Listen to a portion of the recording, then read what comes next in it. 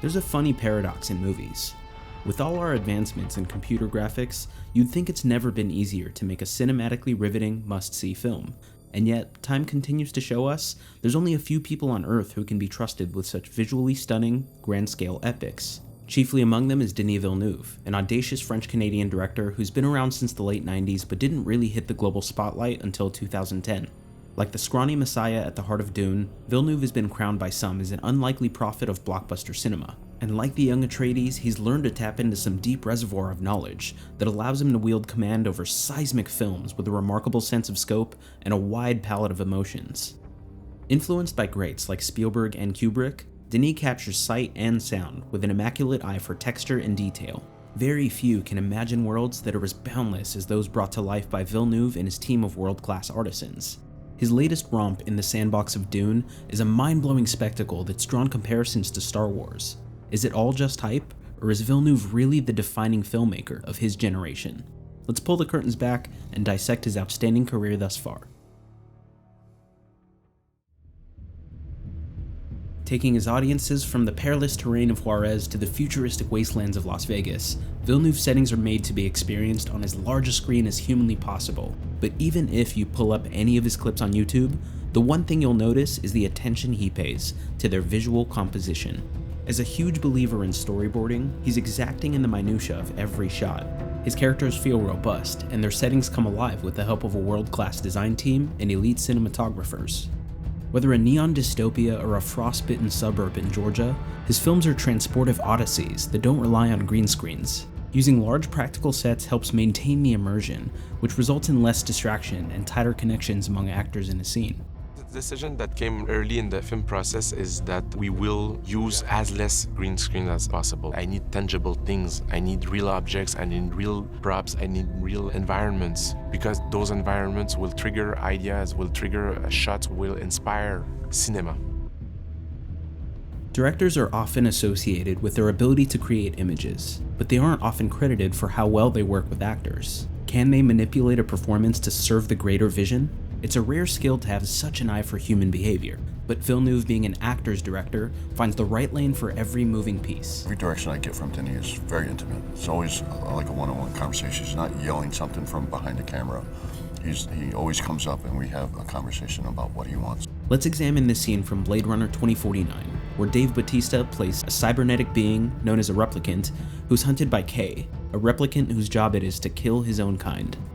Now, up until this point, Bautista had only been known for two things: his pro wrestling career and playing Drax in Guardians of the Galaxy.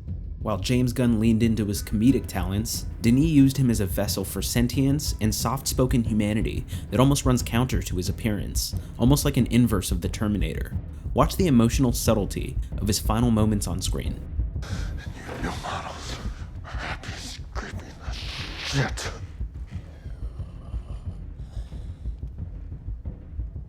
Because you've never seen a miracle.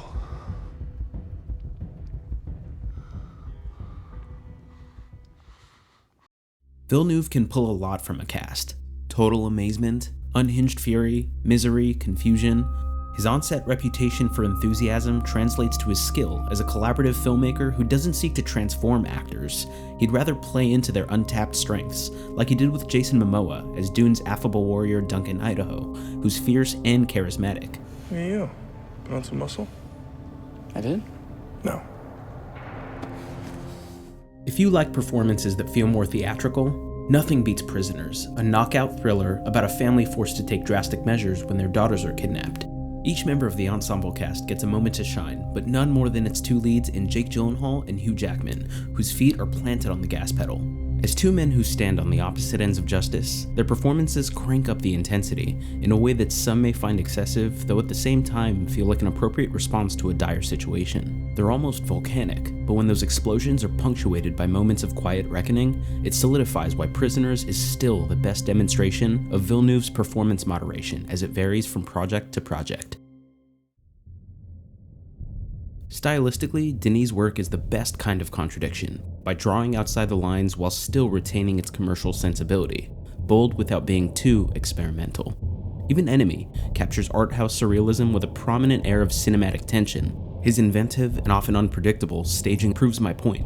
People like to bring up the famous border-crossing showdown in Sicario, but that same creativity emerged years earlier in a similar sequence from Ansandi that follows two Arab refugees trying to escape after their bus gets ambushed by a swarm of armed radicals.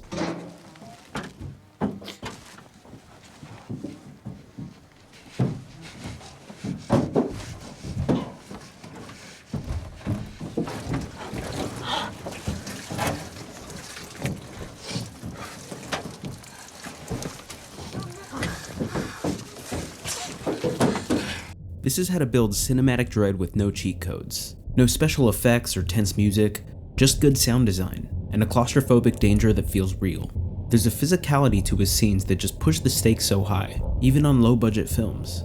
But when he is given studio resources, things like Dune show that he can make breathtaking movies that don't necessarily rely on their gimmick, but still manage to find what connects with audiences on a baseline human level. If you had to pick the studio film that best represents Villeneuve's work over the last decade, a case can be made for Arrival, which was nominated for 8 Academy Awards and won for Best Sound Editing. This sci-fi drama follows a language specialist in a desperate race against time to decode a Martian language after alien spacecrafts touch down on Earth. Being based on a short story by Ted Chiang, it's not just about translation, it's a product of translation. And Villeneuve's talent for adaptation, from page to screen, works because of his ability to depict huge alien worlds with a warm human touch. Traveling further down the wormhole, look what he does with Dune Parts 1 and 2, a psychedelic space opera of gigantic proportions, but not without moments of genuine pathos. Rather than leaning purely into spectacle, Villeneuve reintroduces us to Frank Herbert's desert world through the lens of the oppressed rather than royalty, like David Lynch does in his adaptation from 1984. The spice exists on only one planet in the entire universe. A desolate, dry planet with vast deserts. My planet Arrakis is so beautiful when the sun is low. Rolling over the sands, you can see spice in the air.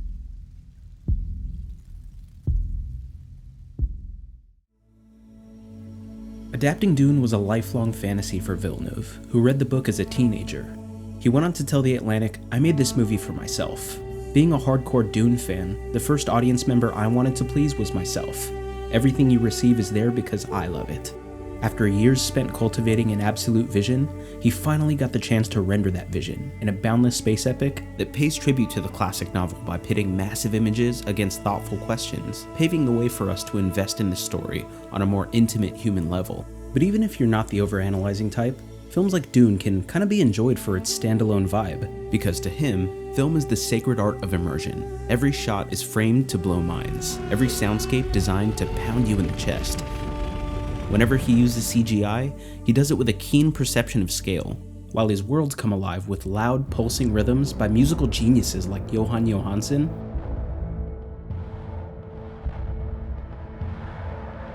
and the Oscar-winning Hans Zimmer.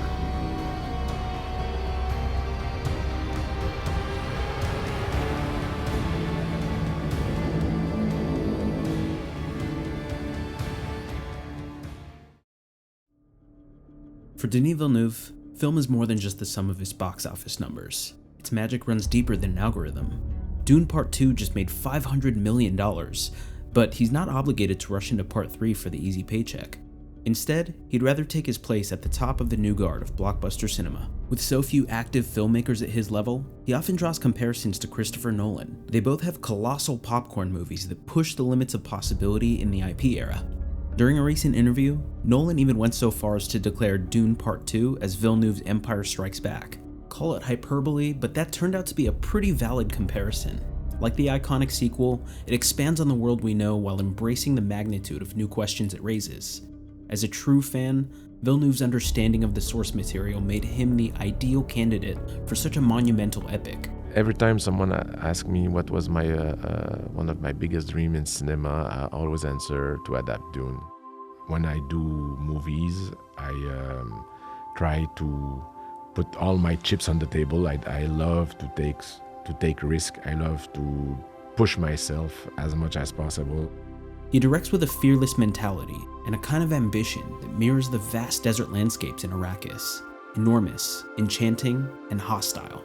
Beside that electrifying sensation that you feel while watching these movies, his mindful blockbusters aren't afraid to ask the hard questions. The harmony of those two distinguishing features is what makes him one of the most reliable names in modern cinema.